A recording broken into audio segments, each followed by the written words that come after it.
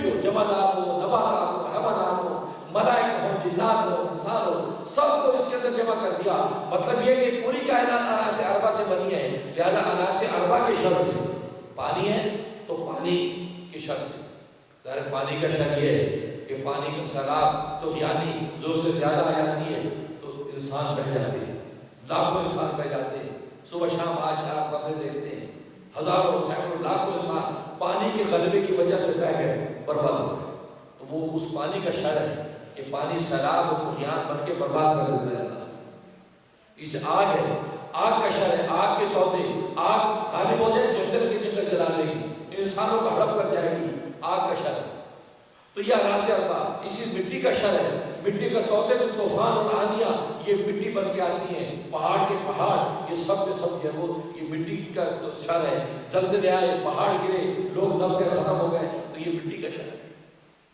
ہوا کا شر ہے، آندھی طوفان آتے ہیں تو آندھی طوفان اس قدر غالب ہو کے آئیں گے کہ قوم برباد ہو جاتی ہے۔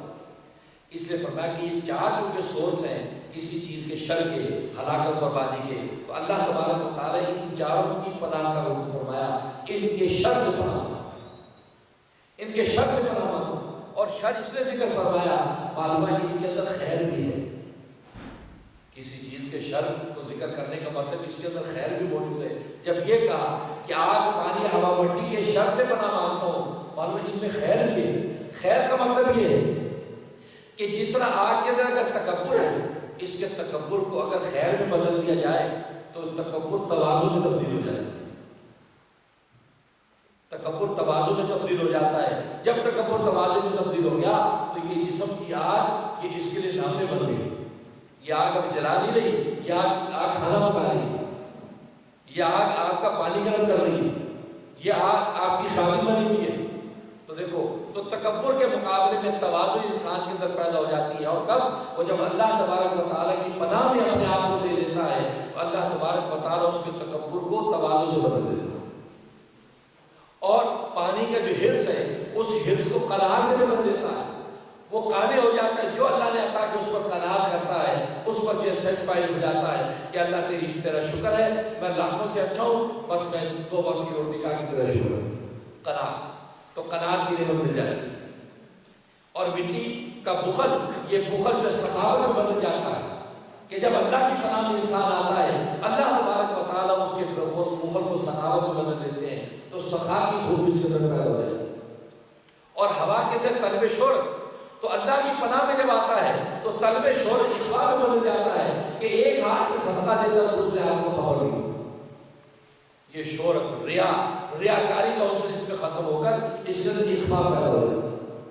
تو دیکھیے، 4 چیزوں کے شر سے پناہ مانگی، جب شر سے پناہ مانگی اللہ تبارک و تعالیٰ اس کو خیر سے بدل دیتے ہیں۔ چنانچہ تکبر کبر تواضع سے بدل جاتا ہے، حرص قناعت سے بدل جاتا ہے، اور بخل سخاوت سے بدل جاتا ہے، اور ریا جو اخفا سے بدل جاتا ہے۔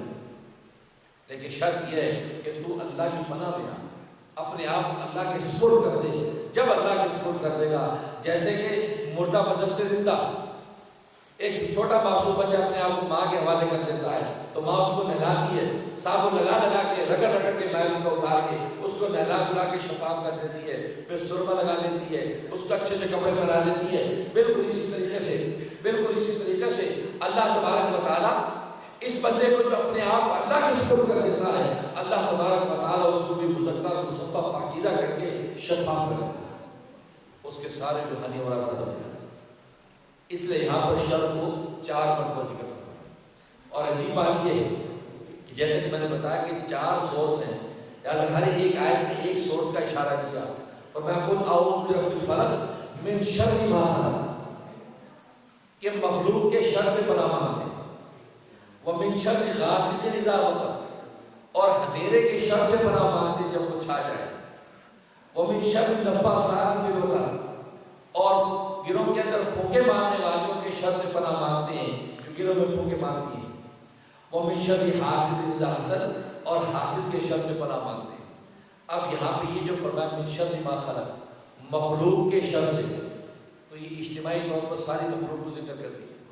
تو گویا کہ یہاں پر جو اللہ تبارک و تعالیٰ نے یہاں مٹی کا جو شر تھا، مخلوق پانی کا جو شرط تھا، مخلوق جو ہے یہ اللہ تبارک و تعالیٰ نے ساری مخلوق کو جو حیات بخشی ہے پانی سے بخشی ہے۔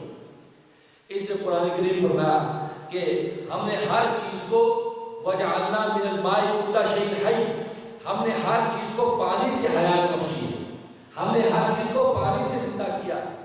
تو من شر ما خلق کے اندر یہ پانی کے شر سے پناہ مانگی جا رہی ہے۔ وہ 4 سورس میں سے ایک سورس پانی کا تھا، کیونکہ ہر مخلوق پانی کے سے پیدا ہوئی ہے، پانی سے اس کو حیات بخشی گئی ہے، لہذا من شر ما خلق کہہ کے پانی کے شر سے پناہ مانگی۔ اور من شر غاسق اذا وقب جو کہا کہ اندھیرے کی پناہ جب وہ چھا جائے، اس پہ مٹی کے شر سے پناہ مانگی ہے، اس لیے کہ مٹی کثافت ہے، اندھیرا ہے، مٹی اگر چھا جائے تو اندھیرا ہے، کچھ نظر نہیں آتا، اگر آندھی کی شکل میں پھیل جائے اندھیرا ہے، کچھ نظر نہیں آتا، تو یہ مٹی کا شر ذکر فرمایا کہ مٹی کے شر سے پناہ مانگی۔ وہ من شر النفاثات فی العقد، گروہ میں پھونکے مانگنے والی، اور پھونک چکے کہ ہوا ہے تو یہ ہوا کے شر سے پناہ مانگی ہے، یہ ہوا کے شر سے، ہوا کی یہ شر ہو کہ گروہ میں پھونک مارے یا کوئی دوسرا شر ہو، وہ اس ہوا کے شر سے پناہ مانگی ہے، اس لیے کہ پھونک سے اسی طرف اشارہ فرمایا۔ وہ من شر حاسد اذا حسد، اور حاسد کے شر سے، یہ جو فرمایا کہ یہ آگ کے شر سے، کیونکہ حسد یہ ایک آگ ہے، ایک آگ ہے انسان کے اندر جو اس کے اندر جو پیدا ہوتی ہے، جس کے ذریعے تکبر ظاہر ہوتا ہے اور تکبر سے حسد ظاہر ہوتا ہے، اس لیے یہاں پر آگ سے تو گویا کہ 4 جو سورس تھے شر کے، ان 4 سورسوں کی طرف اشارہ کر دیا، ان 4 سورسوں کے ہر طرح کے شر سے ہم پناہ مانگتے ہیں۔ جب اللہ کی پناہ میں آتے ہیں، اللہ ان سب شرور کو خیر سے بدل دیتے ہیں۔ اس کے بعد اگلی سورت میں فرمایا قل اعوذ برب الناس ملک الناس، میں نے بتایا 5 مرتبہ ناس ناس کو ذکر فرمایا، حالانکہ فساد اور بلاغت کی تحریر کا تقاضا یہ ہوتا ہے کہ تکرار جو ہے وہ اچھا نہیں ہے، اس لفظ کا تکرار صحیح نہیں ہوتا۔ آپ اپنی زبان کے اندر جب بولتے ہیں کسی کے بارے میں، اس شخص کا نام ایک دفعہ دیتے ہیں، پھر اس کے بعد اس کی ضمیر ذکر کرتے ہیں۔ انگریزی میں آپ ناؤن ذکر کرتے ہیں، اسلم، اسلم از مائی فرینڈ کہہ کے پھر آگے بار بار اسلم نہیں بولتے کہ اسلم از اے اسٹوڈنٹ، اسلم فلاں، بلکہ آپ ہی کر کے آپ بولتے ہیں، اس کو کہتے ہیں پروناؤن۔ تو ناؤن ایک دفعہ لا کے پھر پروناؤن یوز کرتے ہیں، لیکن اللہ تبارک و تعالیٰ ناس کو بار بار لا رہے ہیں، حالانکہ عربیت کا تقاضا یہ ہونا چاہیے قل اعوذ برب الناس، میں پناہ مانگتا ہوں لوگوں کے رب سے، میں پناہ مانگتا ہوں لوگوں کے رب کی، ملک الناس، ملک الناس کے بجائے ہونا چاہیے تھا مالکہم، ان لوگوں کے بادشاہ سے، الہہم، ان لوگوں کے الہ سے، اب ہم کی ضمیر لا کے جب اس کو لانا چاہیے تھا، ضمیر لانی چاہیے تھی، لیکن اللہ نے ہر جگہ ناس کو الگ الگ ذکر کرا۔ اس میں کیا راز ہے؟ اس کی وجہ یہ ہے کہ انسان جو ہے جو گناہ کرتا ہے، جو شرور اس میں ظاہر ہوتے ہیں، شر کے نتیجے میں ظاہر گناہ ہوتے ہیں، معاصی ہوتی ہیں، گناہ جو ہوتے ہیں، گناہ کے سورس 5 ہیں، 5 حواس سے 5 ظاہرہ ہیں کہ جس کے ذریعے سے انسان گناہ کرتا ہے، اور دنیا میں گناہ 5 ہی طرح کے ہیں، 6 طرح کا کوئی گناہ نہیں۔ اگر کوئی ہوگا تو یہ 5 ہی برانچ تو ہو سکتا ہے، مستقل کوئی، وہ کیا ہے؟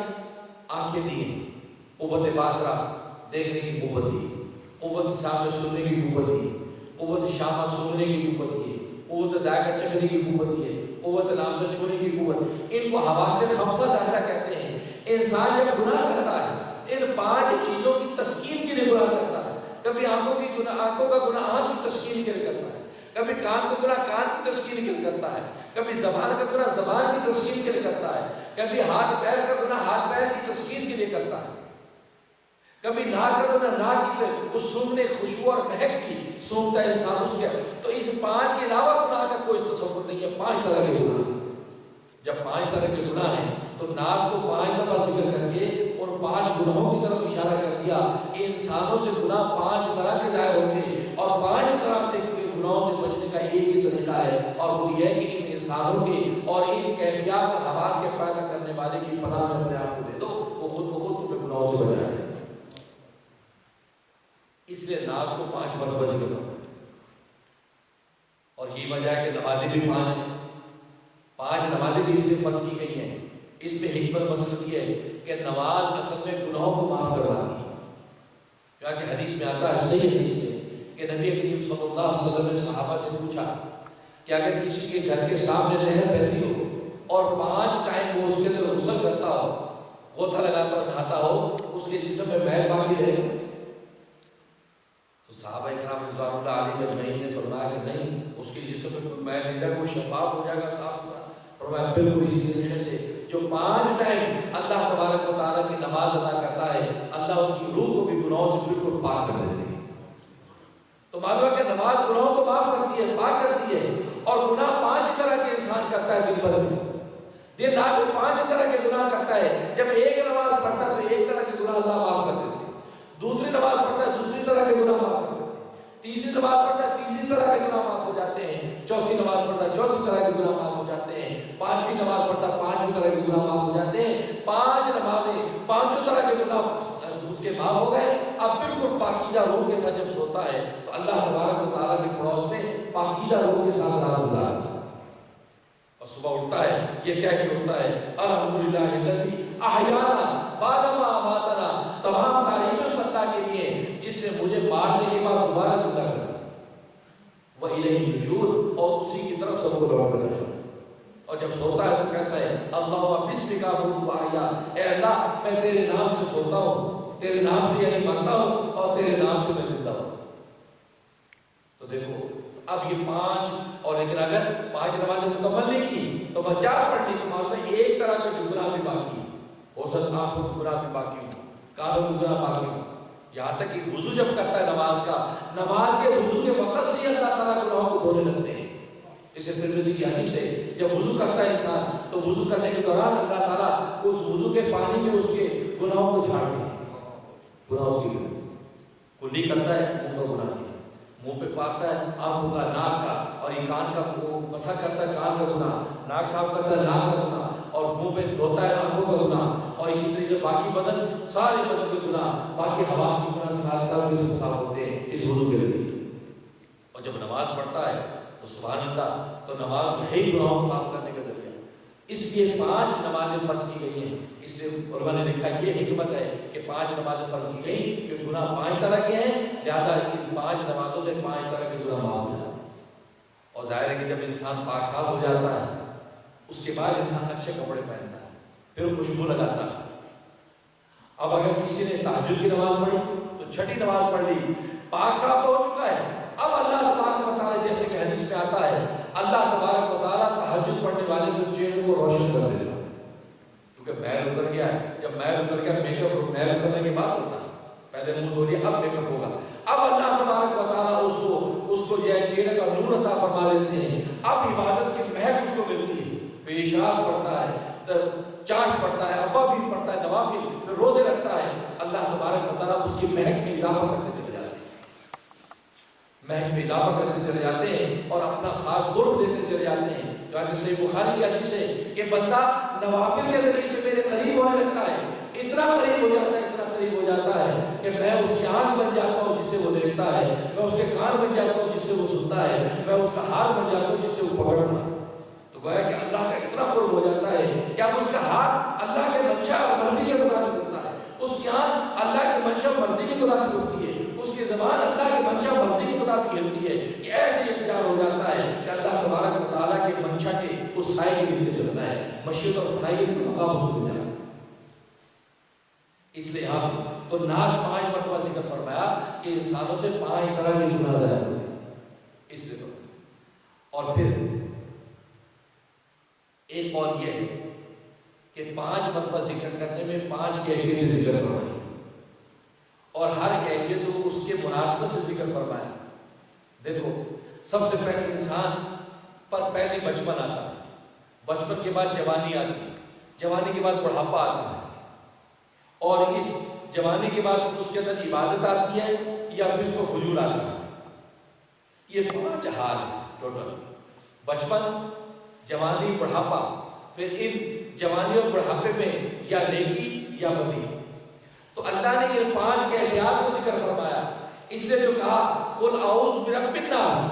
آپ کہہ دیجئے میں پناہ مانگتا ہوں لوگوں کے رب کی، لوگوں کے پالنے والے کی۔ یہ پالنے والے کا جو ذکر فرمایا